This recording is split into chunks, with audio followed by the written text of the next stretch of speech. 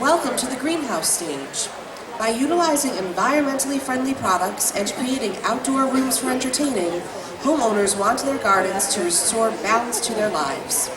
Enjoy a fun-filled presentation, and please welcome the City of Orlando's Leu Gardens Director, Robert Bowden, as he presents 2014 Top Gardening Trends.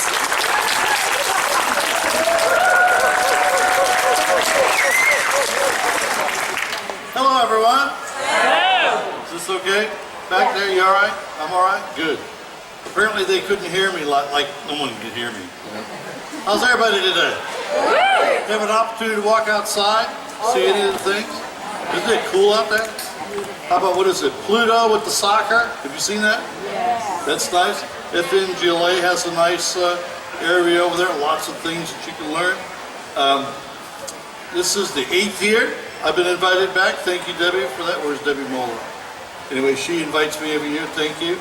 And she's the one responsible for doing all of the speakers and all the great things that we're talking about today. So thank you, Debbie, for that. And thank you also, I think, a really big round of applause for all those wonderful Disney gardeners. What do you say? I was reading a fact sheet last night in my hotel room, and I was reading through it.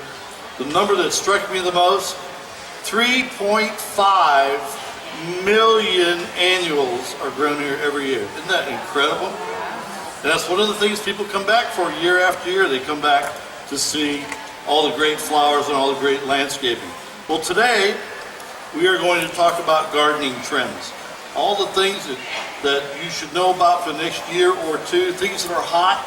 So you want to be the first in your neighborhood to have some of these things. And so I think we ought to just get started. What do you say? Yeah. All right, let's see what we got here. Technology, great. Love.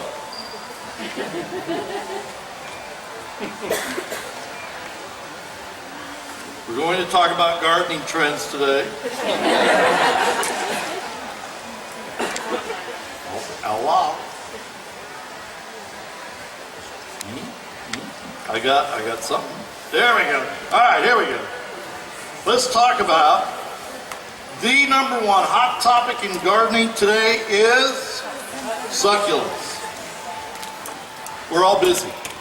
Got a lot of stuff to do in our life. Wouldn't it be great to grow a group of plants where you didn't have to worry about watering, fertilizing, getting too much, too little sun, what kind of soil do I put them in? Succulents are probably the easiest plants in the world to grow. And they come in such great colors and great shapes. I mean, this one, for instance, this is a succulent. And it's got really thick, beautiful leaves, purple stripes. The great thing about succulents is you can plant them, water them to get established, and walk away. So either you can plant them in the ground, you can plant them in dish gardens. It doesn't make any difference. Look at these cute little, that's someone's yard. You actually planted succulents in the yard. Is there any more garden that would be less trouble-free than that? And look how beautiful it is. They've incorporated colors and textures in there. This is one of my favorites. This is one called Acre, Sedum Acre. And it grows really well here in Florida. Just planted in the ground. And I love it because it has a really soft texture to it, number one, which is a good contrast for a lot of plants that we have in our landscape. It makes an excellent ground cover where nothing else will grow. Full sun, sandy soil, mucky soil.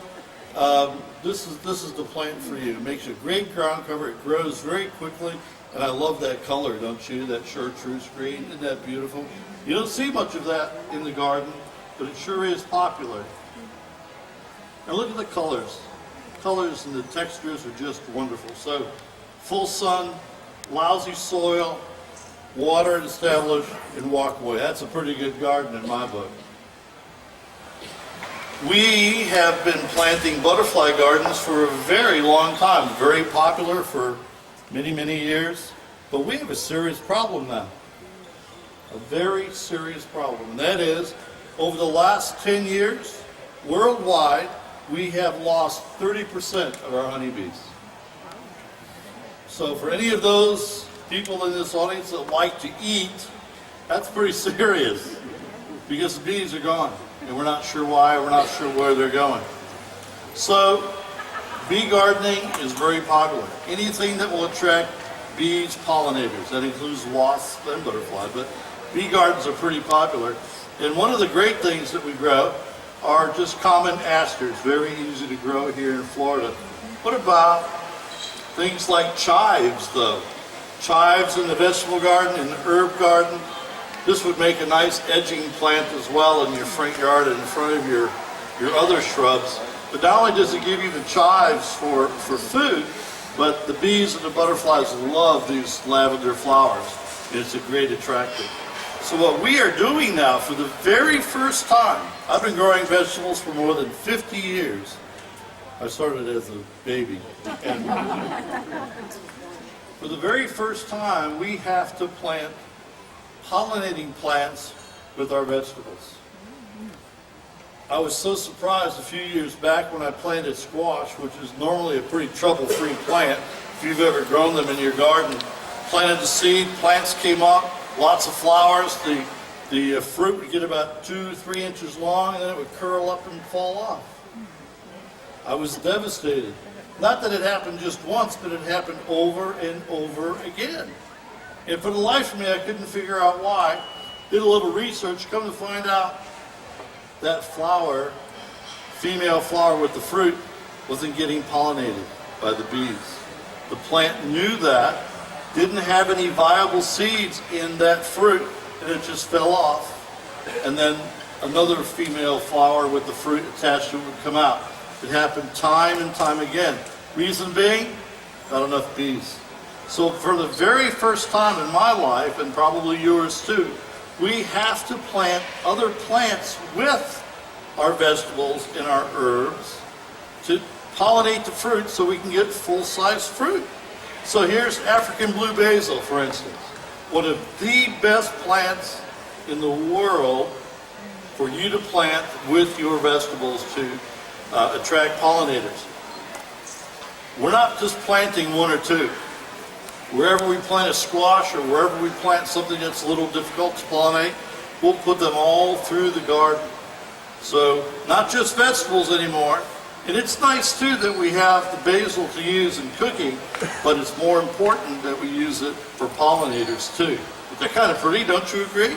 I love African blue basil. Ooh. Maybe.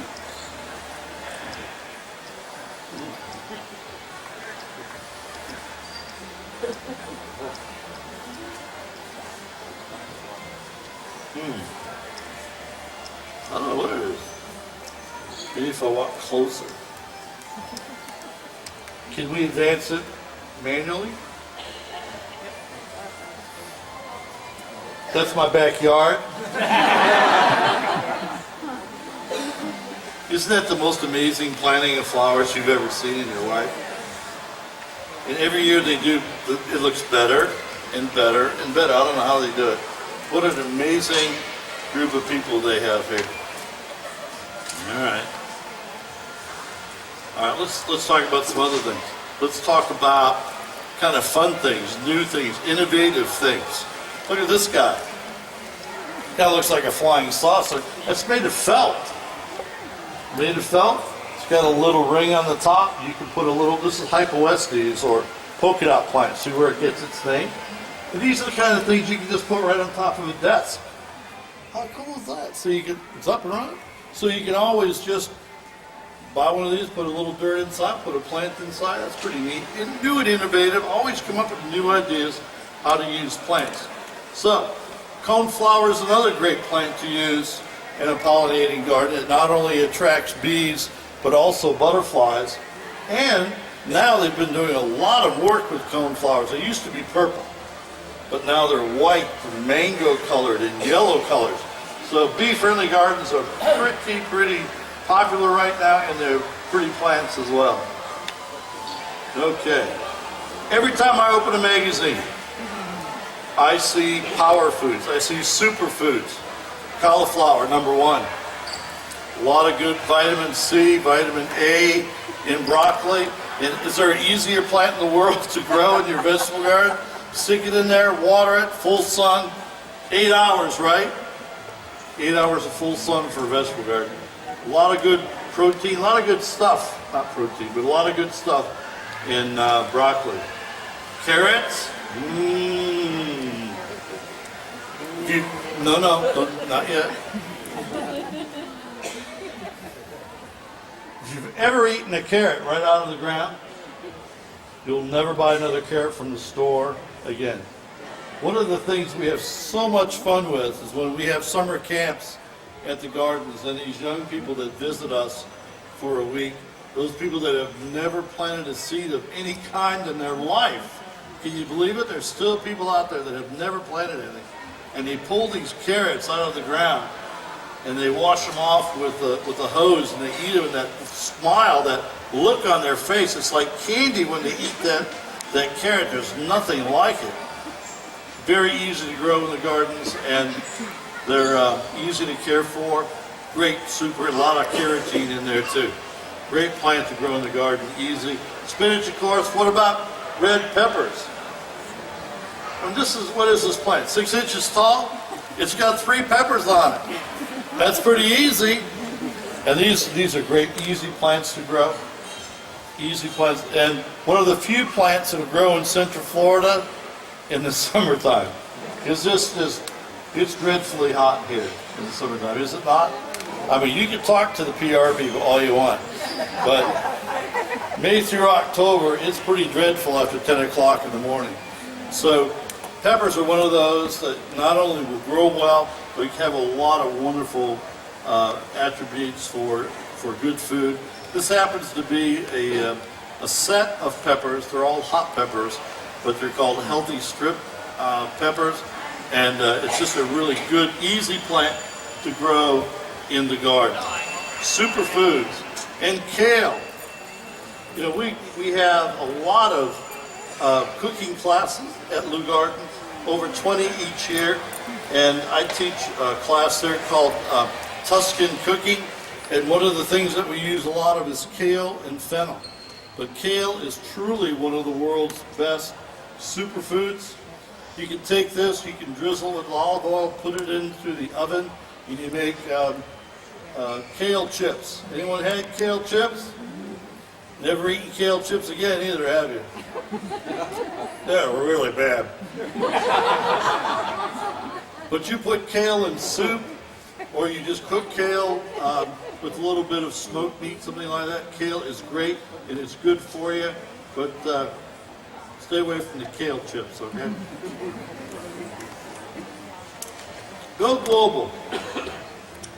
I don't want this talk to be all about growing food, but when you grow vegetables in your garden, we really encourage you and hope that you grow those plants that you know your family is going to eat, because they need to eat a lot more fresh produce. So tomatoes, cucumbers, beans, things that are easy to grow. But we would also encourage you too to grow some plants that maybe you're not familiar with.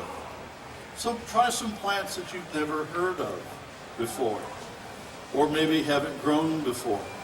What about bok choy? Bok choy, Chinese cabbage, great for stir fry. Can't be any easier than getting a really hot skillet, putting bok choy, Chinese cabbage, maybe a little chicken in there, and boom, you're done. You got a pretty good meal, and great for you, easy to grow, but a plant that you may not have grown before, but very pretty as well. Bok choy has sort of a wide bottom that's beautiful white, and then opens up to a beautiful green color.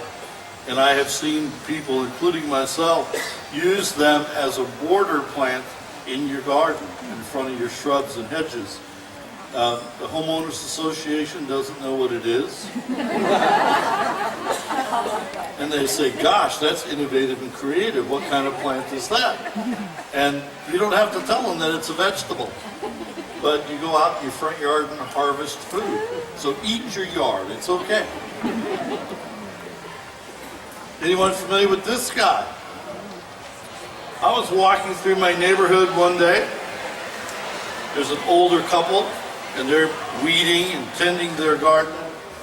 And they have a hibiscus growing in their vegetable garden. That's odd. why would they have a hibiscus growing, unless they just like to look at it? So I inquired, I said, so why are you growing hibiscus? He said, well, we're from Jamaica.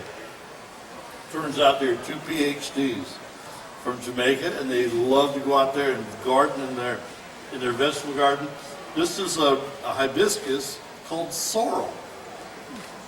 And the red that you see are unopened flower buds. That's the little sepals or the calyx. That's the bud cover. And they'll open up, and the flower will be in the center, and the flower falls off after a day, and you're left with these bright red bud covers or calyx. And they get thicker, and they get juicier, and they get prettier. And once they mature, you collect them. And you let them dry out in the sun.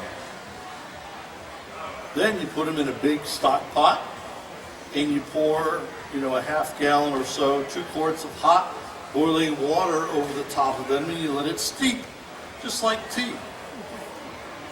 And after it's steeped for a few minutes, you pour that water off, add a little sugar, and it tastes just like lemonade.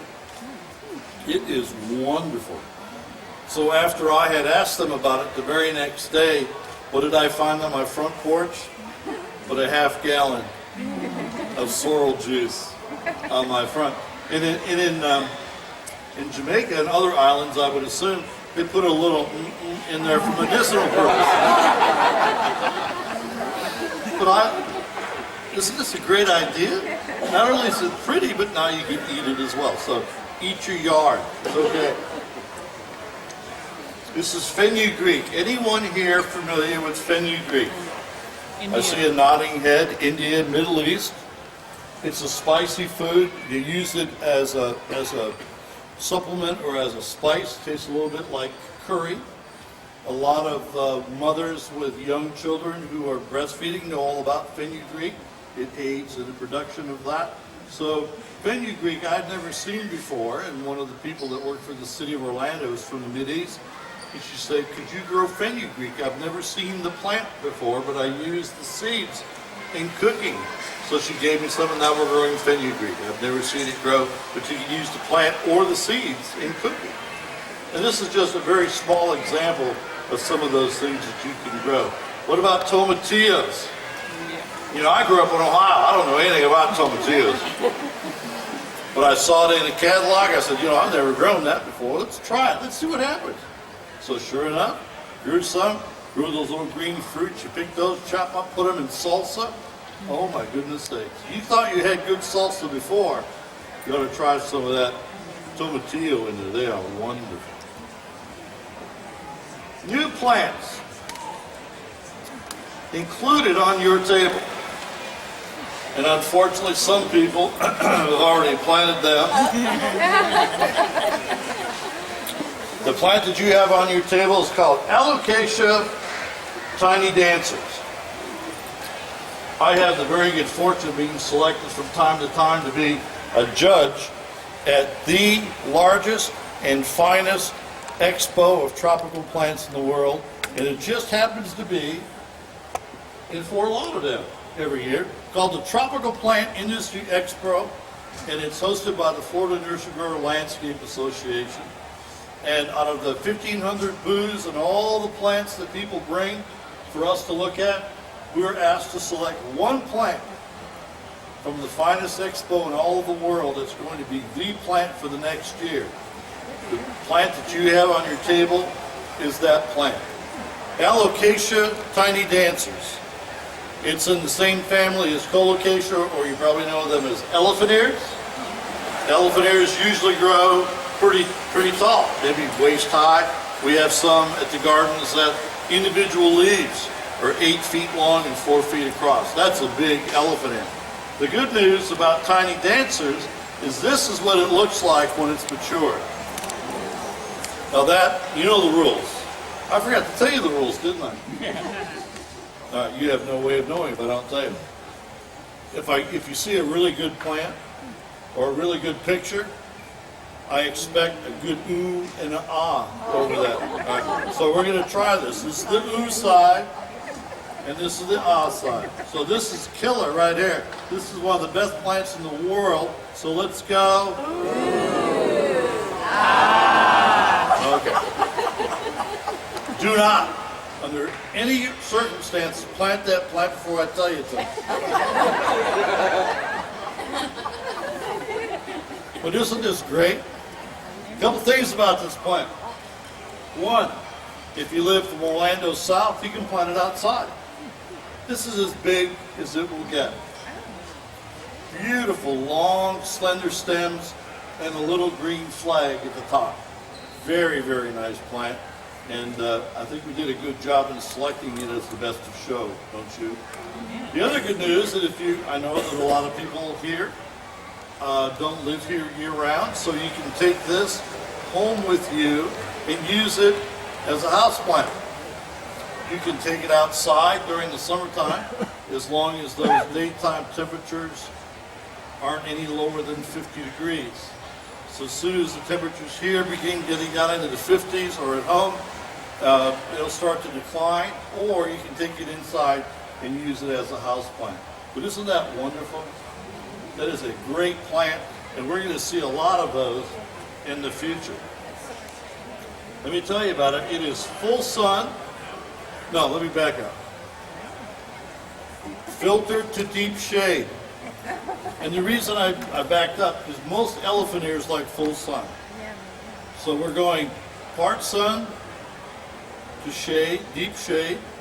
We're talking moist soil, not wet, which is a little unusual because most of the elephant ears can be grown directly in the water. But this is moist only, and please, please, whatever you do, don't let it go dry, okay? It is a bulb, so it'll begin to get larger as you plant them.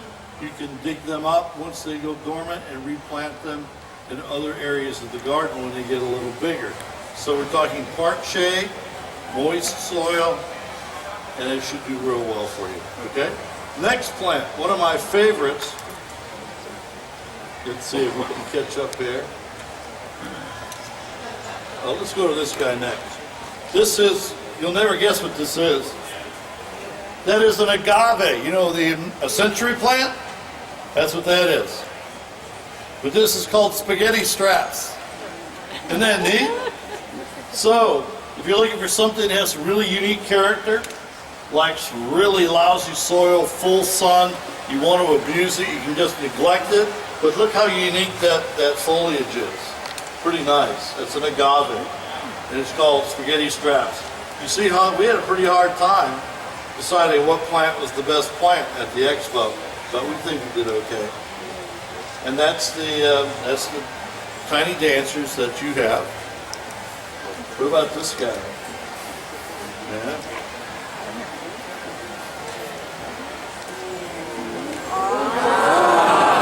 All right, now.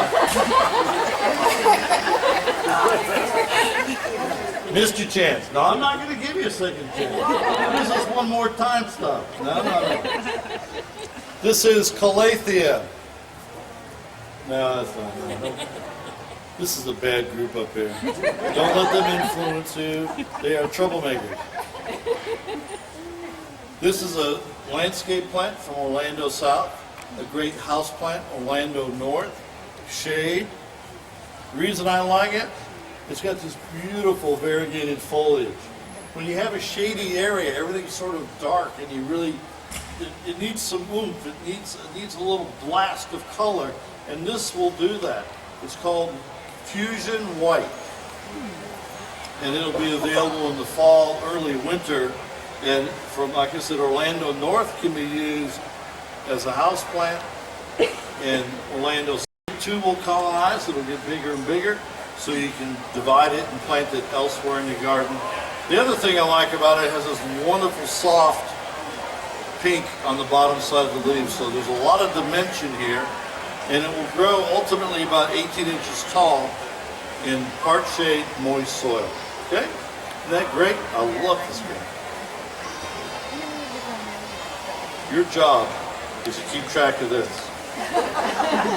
Because last time, earlier this morning, I lost it about 5 times. I just freaked out. All right, let's see what else we got. All right. These are tools that I think would be really helpful for you in the garden. Some are new, some I've used for 15 or 20 years, and I'm going to share them with you because I think they're really helpful. I didn't tell you earlier, but generally when I'm working out in the garden and I pull up some carrots as a snack, there's usually not any water close by, so I usually go over to the swimming pool and just kind of rinse them off, which makes my wife absolutely happy as can be. Robert, how's the swimming pool? Yeah, I just don't know. It's just dirty. I woke up that way. It was just that. So here you have a wonderful trog. This is called a trog, and this would be something that you would carry your vegetables into the house with. But usually when you do that, you carry them in, there's a lot of dirt, and you have to wash them off, and it really messes things up. Wouldn't it be great if you could wash them before they bring them into the house? So you have this like giant colander, if you will, and you can put the vegetables there, and you can rinse them in and out, and then take them into the house. And this is invaluable not to mess up that kitchen. It works really well. Like I really care about messing up the kitchen. Well, can we go back? Yep. Now I know this looks a little dorky, but it would be the first time as a gardener we've been accused of that. But here's a little sack that you put on your belt. I don't know about you, but when I'm in the garden I see a weed, you want to pull that weed up, what do you do with it? Usually I put it in my pocket. And it's real interesting after it comes out of the dryer. And if you see something, just a nip needs to be pruned off a shrub, you don't know where to put it in your little bag there, and you can empty it from time to time. Just makes a really nice place to put all that stuff you don't know what else to do with. This is one of my favorites, especially this time of the year. We have those small little oak leaves that we have to rake up, and it makes life a little difficult not being able to pick them all up. And these little plastic cans do a great job. I have some here slightly different that I've used for years. It has little handles on the back. You put your arms in there, your hand, and you can pick leaves up and do that. For those of you that live in the Longwood area and you have bears and they empty out your trash can, strewn all over the yard, right? You can pick up that and put it back into the garbage can. But this is what we would use. At Disney they use something else. At Disney they use these. They, drop them off. Yeah, that works pretty well, but that's Disney. Yep. Let's see what else we have here. Blue. All right, anybody tell me what that is?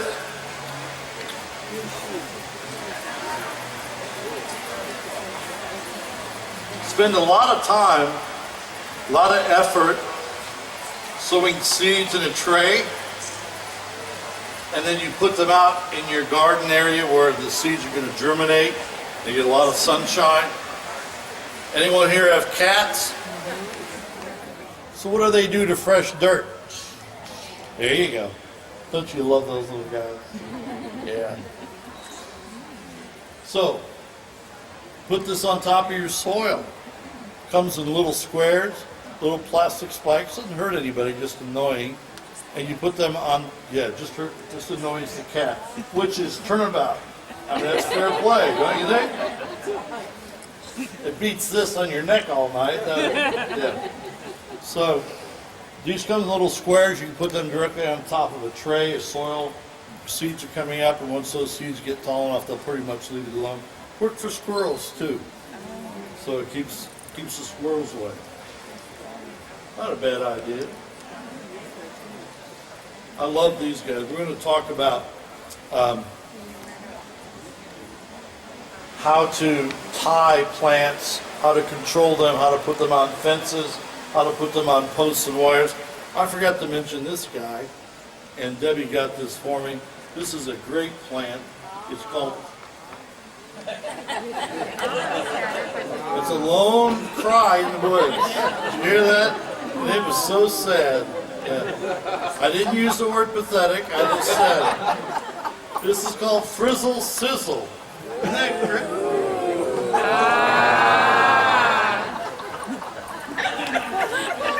Okay. I didn't say you'd learn anything. We may have fun today. We have beautiful yellow flowers. Isn't that great? It's a bowl. You get it from South Africa. You get it online. But look at that. Isn't that wonderful? I love it. It's a little bowl called Frizzle Sizzle. Pretty neat. And thank you, Debbie, for getting that. I keep forgetting to show people, but I don't think I've ever seen a plant quite like that before.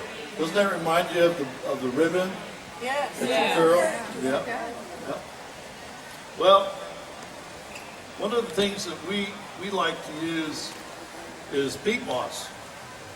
And you know, they harvest peat moss in fields, areas where that stuff is. And a little concerned about that.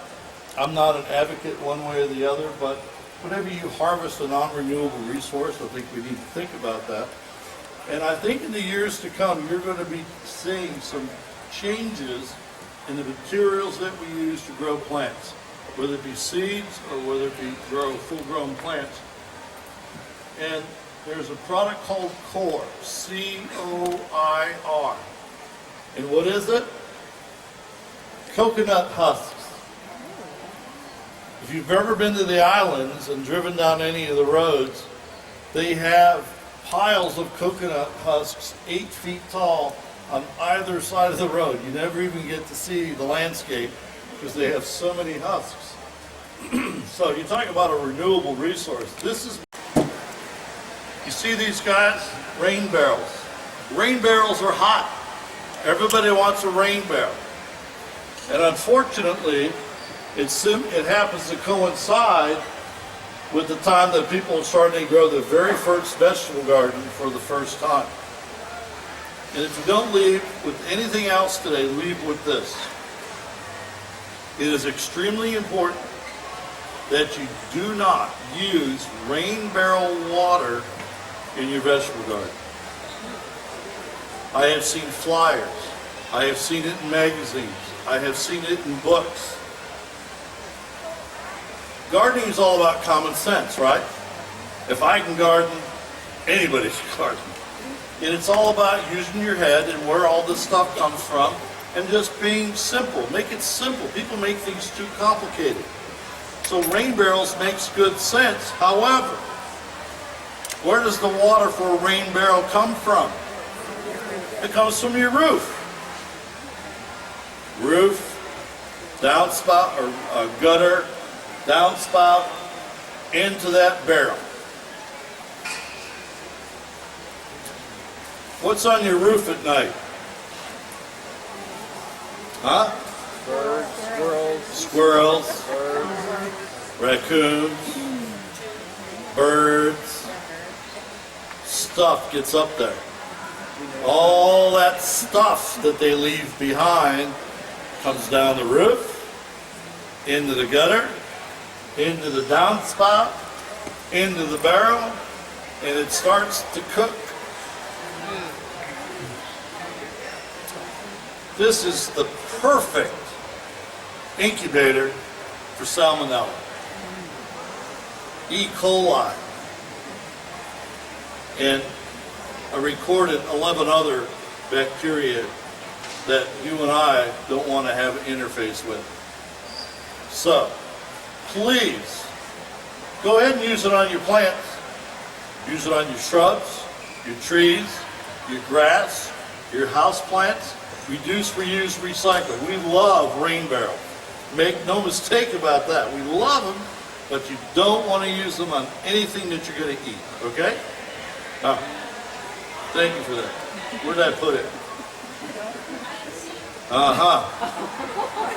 Fooled you, didn't I? Got it right here. Okay. Let's talk about these foam ties.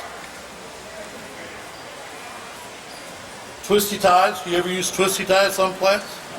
Do you wish you'd never used twisty ties on plants?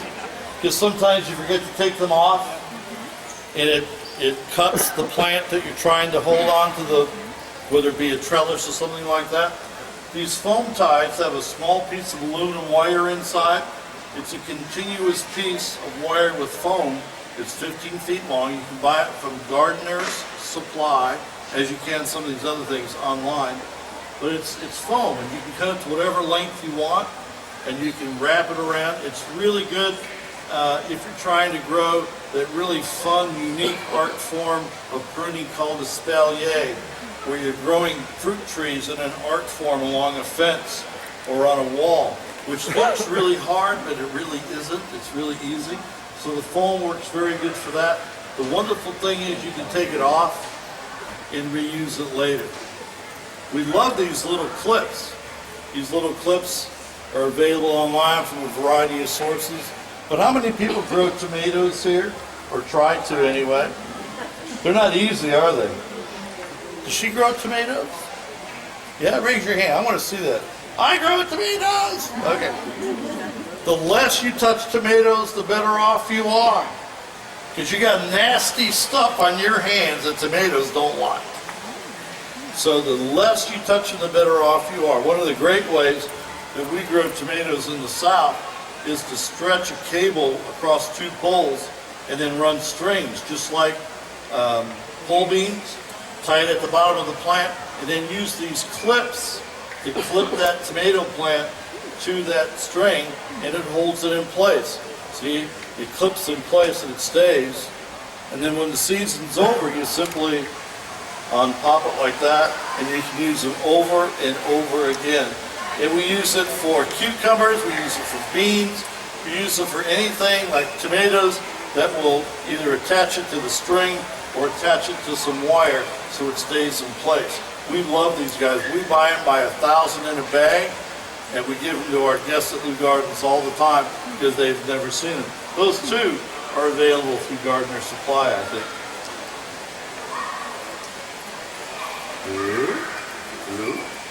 All right, last but not least, this is one of those gotta-haves.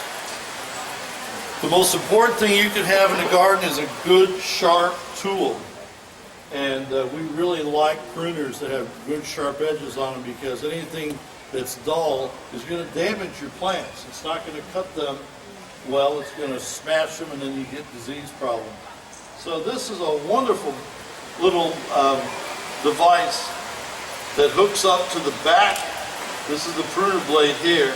It just attaches with a little screw to the back of the blade. And you notice there's holes here.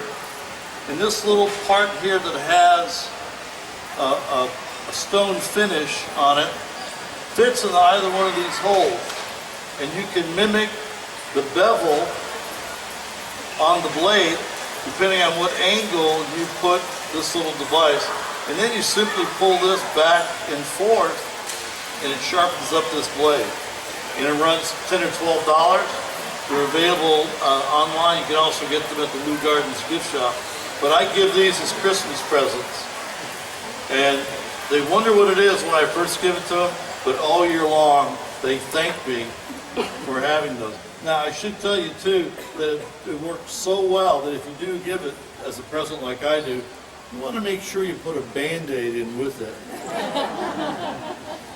I tell this story over and over again, but when I hire new gardeners, I don't know the depth of their experience, so we give them all the necessary. We give them a really nice pair of clippers and a little holster to go in, and there's always a Band-Aid in there. Because sure enough, when that thing is razor sharp, you're going to clip the end of your finger off or give yourself a cut. So we had an older fellow who we hired to do the job, and we gave him the tools, and he came back a few minutes later, and you can see he was visibly angry. I really don't like the idea that you think that I'm going to cut my finger off.